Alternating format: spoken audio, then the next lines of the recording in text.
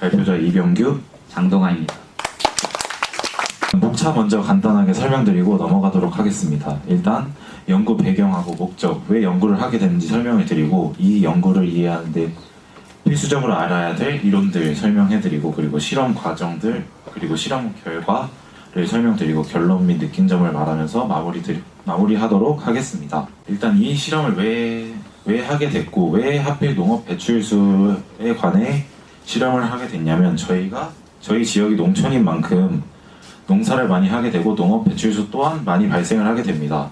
농업 배출수에는 농사를 하면서 사용된 농약이나 화학 비료와 같은 여러 유해한 화학 물질들이 첨가될 가능성이 높기에 이 물이 그냥 토양이나 하천으로 흘러가게 된다면 환경 파괴가 굉장히 심할 것이라고 예상이 돼서 이 분야에 관심을 가지게 되었고요. 그리고 또한 과학 동아리에서 조종천의 상하류와 유속에 따른 수질을 측정을 한 적이 있었는데 하류의 수질이 상류보다 굉장히 안 좋게 나타나는 것을 확인할 수 있었습니다. 이 결과에 영향을 미친 요인 중에 하나가 농업 배출수가 아닐까 이런 궁금증이 생기게 되었고 이를 확인해 보기 위해 그 조종천 상하류와 다양한 물들을 비롯한 여러 가지 물들과 농업 배출수의 수질을 측정을 해보게 되었습니다. 추후에 설명을 드릴 거지만 여러 가지 방법으로 수질을 측정해 본 결과 농업 배출수의 오염도가 다른 물들에 비해 현저히 높게 나타난 것을 확인할 수 있었습니다. 그래서 이를 어떻게 해결하면 좋을까 고민하던 중 저희는 슬러지라는 것에 주목하게 됐는데요. 이 슬러지는 유기물을 분해하는 미생물들이 많이 포함되어 있어서 수질 정화에 도움된다는 사실에 접하게 되었고 이를 농업 배출수 정화에 활용해보면 좋겠다는 생각을 하게 되어서 이 실험을 진행하게 되었습니다. 그리고 이 슬러지만으로는 정화 효과가 조금 미비할 것 같다는 생각이 들어서 EM과 미생물 제제를 첨가하여 어떤 방법이 가장 농업 배출수 정화에 효과적일지 탐구를 해보게 되었습니다. 이 연구를 이해하는 데 필수적인 개념인 슬러지와 수질 측정 방법들에 대해 설명을 해보도록 하겠습니다.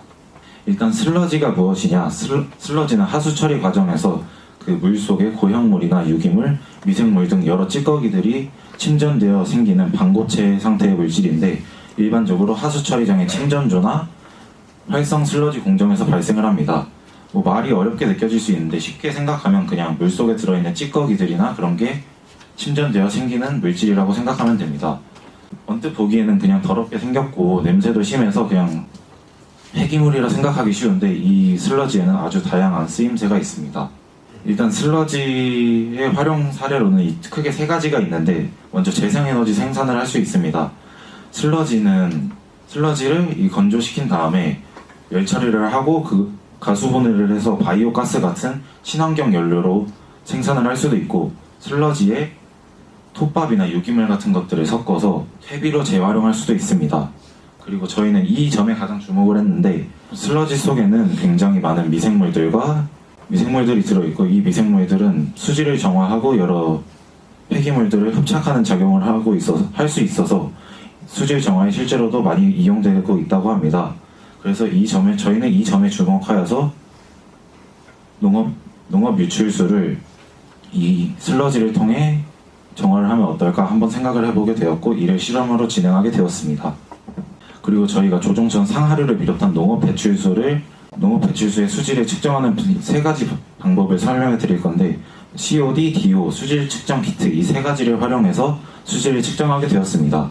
이 COD는 여기 밑에 써있다시피 화학적 산소 요구량을 뜻하는데 이게 무엇이냐면 물속에 들어있는 유기물을 분해하는 데 필요한 산소량을 뜻합니다. 쉽게 말하면 그 COD 측정 결과가 높게 나타나면 그만큼 유기물을 분해하는 데 필요한 산소량이 많다는 것이고 그래서 결과적으로 물에 유기물 같은 게 많이 들어있는 것을 뜻하기 때문에 COD 측정 결과가 높게 나타날수록 수질이 안 좋은 것을 뜻합니다. 그리고 두 번째로 DO는 용존 산소량을 뜻하는데 일반적으로 DO 측정 값이 높을수록 좋은 수질을 뜻합니다. 하지만 이 DO 측정 값은 저희가 그렇게 유의미한 측정 결과를 얻지 못해서 뒤에서는 COD와 수질 측정 키트 두 가지 위주로 설명을 드릴 예정입니다. 그리고 마지막으로 수질 측정 키트 하나 설명을 해드릴 건데 뭐 어려운 건 아니고 수질 측정 키트는 약간 소변 검사 키트처럼 생겼는데 수질 측정 키트를 통해서 pH나 아이온 ppm, 쿠퍼 ppm 등 다양한 기준으로 수질의 측정을 할 수 있습니다. 네, 다음은 실험 설계인데요. 저희는 처음에 대조군을 농업 배출수 200ml에 슬러지 30g을 넣었고, 그 다음에 실험군 1에 거기에다가 EM 용액을 500대 1로 희석을 해서 50ml를 넣었고요.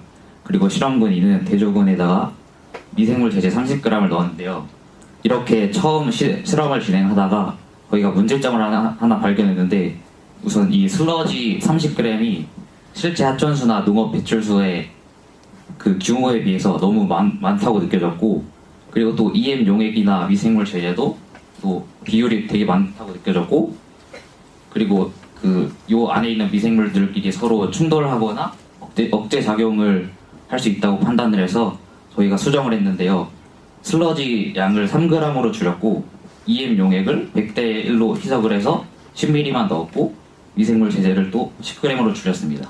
이렇게 했을 때 예상 실험 결과는요, 일단 세 가지 모두 수질 정화가 이루어질 것이다 라고 예상을 했고, 그리고 미생물만 첨가한 대조군보다 EM과 미생물 제제가 들어간 실험군에서 수질 정화 효과가 더 클 것이다. 즉, 복합 미생물의 수질 정화가 더 클 것이다 라고 예상을 했습니다. 근데 실제 실험 결과는 다소 달랐는데요. 처음과 비교를 해봤을 때 COD 수치부터 보면은 대조군에서 가장 낮게 측정이 됐어요. 그리고 나머지 실험군들에서는 COD 측정 수치가 더 높게 나타나거나 수질 정화가 더 미미하다는 걸 볼 수 있었습니다. 그리고 수질 측정 스트랩에서도 비슷한 결과가 나왔는데요. 여기서는 쿠퍼 ppm과 아이온 ppm, pH 수치를 측정을 해봤을 때 역시나 대조군에서도 가장 낮게 나와서 수질이 대조군에서 가장 좋게 나왔다는 것을 볼 수 있었습니다.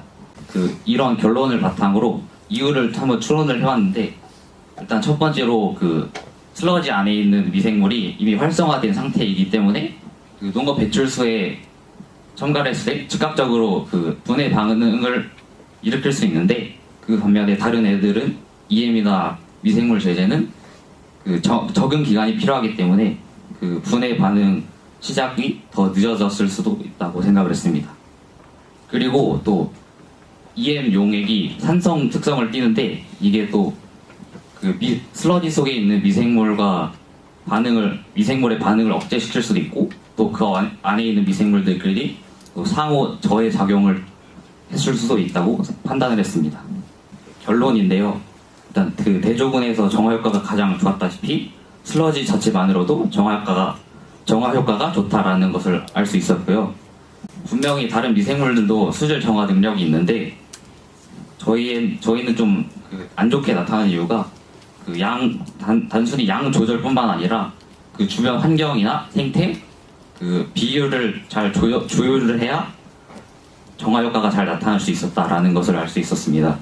그리고 이러한 슬러지들을 나중에 어떻게 활용하면 좋을까 생각을 해보니까, 이미 활성화된 상태의 슬러지를 수질 정화에 활용을 하거나 아니면 수생식물 같은 주변 환경과 잘 조화를 이루어서 활용하는 것이 낫다고 생각을 했습니다.